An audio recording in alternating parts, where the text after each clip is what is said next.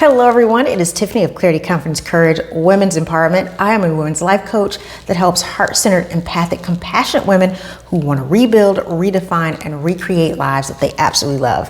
Today we're diving into a topic that's incredibly important yet often overlooked, and that's advancing your career goals and opportunities after divorce. And this is especially important for high-achieving professional women that feel stuck and know that they have so much more potential for the lives and professional lives that they want to live. Now, before we jump in, if you like this type of content, I would so appreciate it if you would give this video a like, share, and subscribe to the channel if you're not already subscribed. This helps me to help other women create lives that they love. Now, let's talk about your career. Divorce is a challenging journey, especially when it intersects with your career goals. When I was going through my divorce, it was so emotionally draining. And even after the official divorce, my ex was still in denial and he was essentially stalking me for months.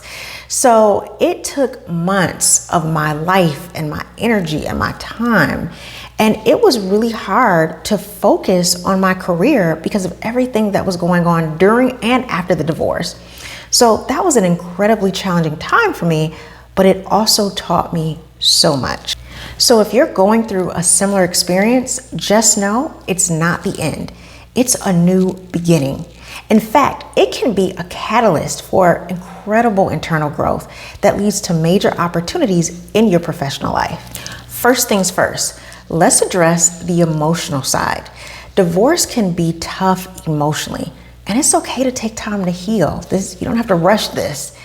I highly suggest going to a professional therapist or a psychologist. That's what I ended up doing after my divorce. And whether you wanted the divorce or not, you're still going to go through a grieving process. It's still going to be hard. You're still going to be sad. You're still going to be sometimes angry or frustrated or upset, and that's completely okay.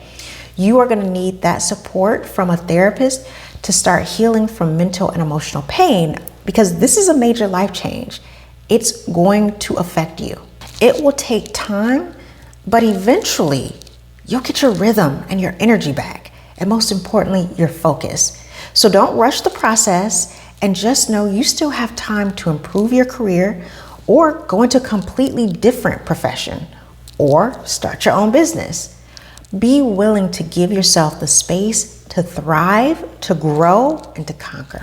Next, embrace your skills and experiences. You've navigated through a major life challenge, which has built your resilience, your adaptability, your mental strength, and your agility. You can translate those skills into your career narrative, the story that you want to create for your life. Look around you.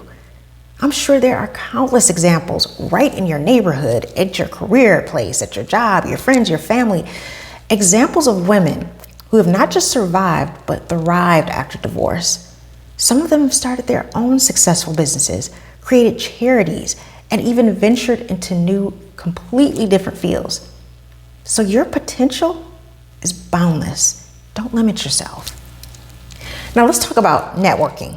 Have you ever heard the saying, your network is your net worth? It's not just about making connections. It's about creating a support system. Connect with other professional women, mentors, and peers.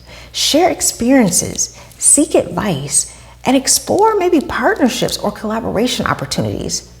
When I think about the growth and achievements I've had in my life, so much of it has come because of the people I surrounded myself with and the professional organizations that I was involved in. You would be surprised at how many business referrals, partnerships, and opportunities I've gotten over the years just because of my network. Someone who was willing to support me, refer me, or reach out to help me. So be willing to surround yourself with people that you can learn from, grow with, and inspire you to do and be more. Next, let's talk about balance and harmony. You know, divorce often brings a lot of changes in the responsibilities of your life, especially if you're a parent and you have to co-parent with your ex. So balancing your personal life with your professional goals can be really challenging because it's just you now. There's no one else there to support you. But it's not impossible, especially if you came from a marriage where you weren't getting supported anyway, and all the work in and out of the home was falling on you. Once you get a divorce from a situation like that, it's like relief.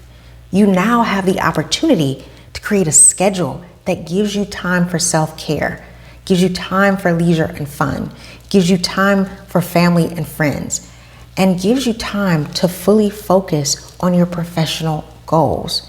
You are in control now. You can dictate your schedule. You don't have to check in with anybody or see if it's okay. You are fully aware and intentional and understand how to go get what you need to be what you want. The biggest thing with this aspect of balance and harmony is about setting boundaries in your schedule, delegating tasks for others to help you, and prioritizing self-care and playtime. Remember, you need to have space where you can just sometimes relax or have fun. You can't be all work and no play. There has to be a level of harmony or balance so you have enough energy to give to your professional aspirations. Lastly, don't limit your dreams. Sometimes the end of one chapter opens the door for a completely new story, one that's more aligned with your passions and what you deeply desire. You know, women have been socialized over hundreds and hundreds of years to have a certain belief about what it means to be a woman and the role that women play in this world. And so many years, women have been put in this box from the time they were small children until now to believe that part of their role was caretaking, nurturing, having children, being a mother, and being a wife. And that's your role. And that anyone that steps outside of that, well, they're going against the grain. You know, those are the women that people didn't like back in the day. That's why they had laws where a woman who was not married or a woman who, you know, whose husband divorced her, some of those women were put in jail. Some of those women were basically thrown in the street and became homeless. Like they had nothing, they had no rights. So it's like if you didn't make a decision to fit in that box, you literally were considered a leper in society. And so over time, in order for women to survive, they had to shrink into that box. They had to shrink into that box that said, this is my priority. My priority is family, husband, children, and that's it. And so when women start to get rights, when they start to realize like, wait a minute, I can go to school, I can go to college, I can get a mortgage in my name, which by the way, women, the first time women were able to get a mortgage in their name without their husband or their father was in the 70s. That wasn't that long ago.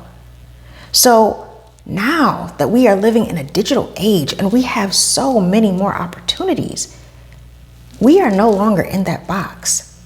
And we have to deprogram our minds to believe that we only fit one narrative. Now we have the opportunity to expand our brains and to be limitless.